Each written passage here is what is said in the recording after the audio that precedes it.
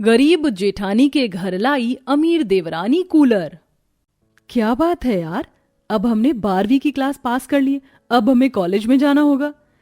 लेकिन मैं तुझे एक बात बताना चाहती हूँ। हाँ हाँ जरूर बता, क्या बात है? दरअसल बात यह है कि मुझे मेरे पेरेंट्स अब्रॉड भेज रहे हैं स्टडी के लिए। ये तू कैसी बात कर रही है? तूने मुझसे वादा किया था कि हमने स्कूल साथ किया और आगे कॉलेज भी एक साथ ही करेंगे, और तू मुझे कभी छोड़कर नहीं जाएगी, लेकिन अब तू मुझे छोड़कर जा रही है। हाँ यार, जाना तो पड़ेगा ही, लेकिन जाने से पहले मैं तेरे हाथों की गट्टे की सब्जी खाना चाहती हूँ। तुझे पता है ना, मैं उसे बहुत याद करूंगी। ये सुनते ही प्रिया रोने लगती है और तनीषा को गले से लगा लेती है। मुझे नहीं पता था कि एक ना एक दिन हमें अलग भी होना पड़ेगा। तनीषा, मुझे तुम्हारी बहुत याद आएगी। चलो, मैंने तुम्हारे लिए गट्टे की सब्जी पहले से ही बनाकर रखी थी। तनीषा ये सुनकर बहुत खुश होती है, जिसके बाद प्रिया तनीषा को अपने साथ अपने घर ले आती है, जहां प्रिया के घर में पहले से मेहमान आए हुए होते हैं। प्रिया तुम आ गई, चलो अच्छी बात है। ये देख लो बहन जी, ये हमारी बेटी प्रिया है और ये तनीषा है इसकी सहेली। बेटी तो ठीक है, चलो कोई नहीं, वैसे भी हमें कुछ ज्यादा डिमांड नहीं है, तो मैं शादी जल्दी से जल्दी करना चाहती हूँ। ठीक है बहन जी, जब आप चाहोगी तभी शादी कर लेंगे। बबीता के कहने के बाद प्रिया अपनी माँ को रसोई में लेकर आती है। माँ, ये सब क्या हो रहा है? आंटी, आपने बताया नहीं कि आप प्रिया के लिए लड़का ढूंढ रही हो? बेटी, इसमें बताने वाली बात क्या है? बहुत खुश नसीब है हम जो हमें ये रिश्ता मिला है। ये लोग बहुत अमीर हैं और शादी का खर्चा भी खुद ही उठाएंगे।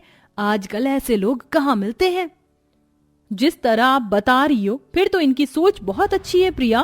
तुम्हें अपनी माँ की बात मान लेनी चाहिए, और फिर जाने से पहले मैं तुम्हारी शादी भी देख लूंगी। तनीषा के ये कहने पर प्रिया शादी के लिए हाँ कर देती है। बहुत जल्द उसकी शादी की तारीख आ जाती है, जिसके बाद सुष्मिता उसकी शादी अपने बड़े सौतेले बेटे से करवाकर उसे अपने साथ अपने घर ले जाती है। तो वहीं दूसरी तरफ प्रिया की सहेली तनीषा आगे की पढ़ाई के लिए अब्रॉड निकल जाती है। प्रिया, प्रिया, कहाँ हो तुम? जी माँ जी, मैं यहीं पर हूँ। यहाँ पर तो हो, लेकिन तुम्हें यहाँ रहकर भी कुछ दिखाई नहीं देता। जरा खिड़कियों को देखो, कितनी गंदगी भरी पड़ी हुई है घर में। जरा भी धूल मिट्टी मुझे पसंद नहीं है। चलो साफ सफाई करो। ठीक है माँ जी, अभी कर देती हूँ।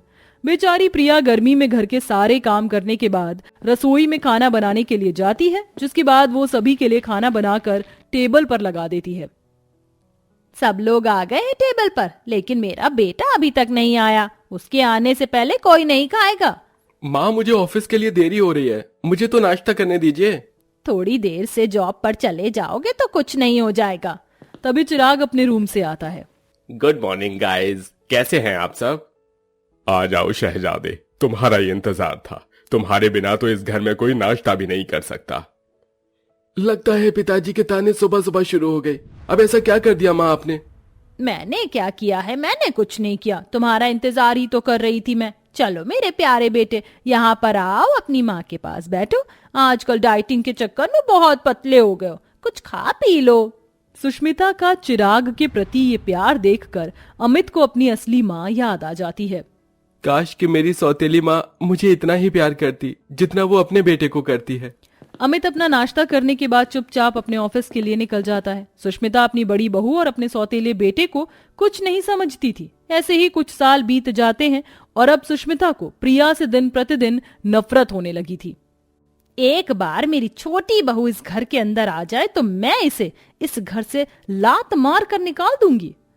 सुष्मिता किसी भी तरह प्रिया को घर से निकालना चाहती थी और अब उसने अपने छोटे बेटे के लिए लड़की ढूंढना भी शुरू कर दिया था। इसी दौरान उसे एक बहुत पढ़ी लिखी अच्छे अमीर घर की लड़की मिलती है। अरे लड़की बहुत पढ़ी लिखी है, बाहर से तो पढ़ाई की है लड़की ने और अच्छे परिवार से भी है।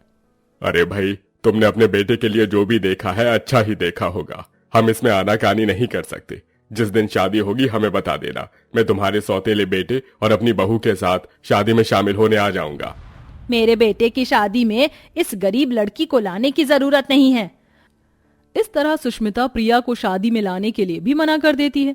कुछ समय में शादी के फंक्शन शुरू हो जाते हैं और वो दिन भी आ जाता है जिस दिन सुष्मिता अपने बेटे की शादी करवाकर अपनी अमीर बहू को घर ले आती है। आओ बहू, इस घर के अंदर तुम्हारा स्वागत है। माँ जी, गृह प्रवेश के समय आरती की जाती है। मैं देवरानी जी की आरती कर देती हूँ। प्रिया अपनी देवरानी की आरती उतारती है। जैसे ही नई बहू घर के अंदर आती है वो अपना घूंघट ऊपर करती है। प्रिया उसे पहली नजर देखते ही देखते रह जाती है। कहीं मैं कोई सपना तो नहीं देख रही? क्या ये हकीकत है कि मेरी बचपन की सहेली आज मेरे घर में मेरी देवरानी बनकर आई है? प्रिया की देवरानी और कोई नहीं बल्कि तनीषा ही थी। वह प्रिया को देखते ही देखते उसे गले से लगा लेती है। सरप्राइज! मेरा सरप्राइज तुम्हें कैसा लगा? पता है मैं कितनी एक्साइटेड थी तुम्हारे इस रिएक्शन को देखने के लिए। तुम्हें अपनी देवरानी के रूप में देखकर मुझे बहुत खुशी हुई। अब तो हम इस घर में बहनों की तरह रहेंगे। बस प्रिया के मुंह से यह सुनते ही सुष्मिता के तन बदन में आग लग जाती है। तो ये दोनों बचपन की सहेलियां हैं और मुझे इस बात का पता भी नहीं था। लेकिन मैं अपनी अमीर बहू को इस गरीब से दूर रखूंगी। और वैसे भी मेरा सौतेला बेटा किसी काम का नहीं, इसे मैं इस घर से निकाल दूंगी। इसी तरह सुष्मिता एक दिन अपने बेटे अमित को घर से जाने के लिए कह देती है। ना तो तुम्हारे पास नौकरी है और ना ही तुम मेरे कोई सगे बेटे हो जो मैं तुम्हें इस घर के अंदर पालूं। अपना सामान उठाओ और यहाँ से चलते बनो। लेकिन माँ, मैं कहाँ जाऊंगा? मेरा इस घर के अलावा और कोई ठिकाना भी तो नहीं है। भाड़ में जो, मुझे कुछ नहीं पता, लेकिन इस घर से निकल जाओ अपनी इस 2 कौड़ी की पत्नी को लेकर। सुष्मिता की ये बातें सुनकर अमित अपना सामान पैक करता है और अपनी पत्नी प्रिया के साथ घर छोड़कर चला जाता है। उन दिनों तनीषा अपने पति चिराग के साथ हनीमून के लिए गई हुई थी। जब वह घर वापस लौटती है तो उसे घर में उसकी जेठानी कहीं नजर नहीं आती। माँ जी, मेरी जेठानी कहाँ है? कहीं नजर नहीं आ रही।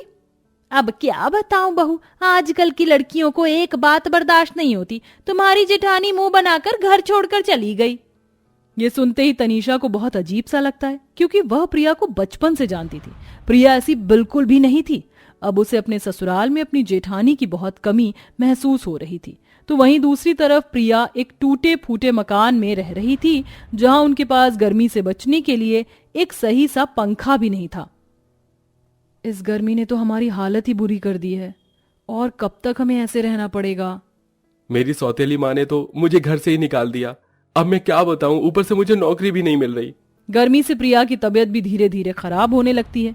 तो वहीं एक दिन तनीषा प्रिया को ढूंढने का फैसला करती है और वह उसे ढूंढते हुए उसके टूटे फूटे मकान में आकर उसकी हालत देखती है। तुम इतनी परेशानियों से गुजर रही थी, तुमने मुझे बताया भी नहीं। मैं तुम्हें बताकर और परेशान नहीं करना चाहती थी।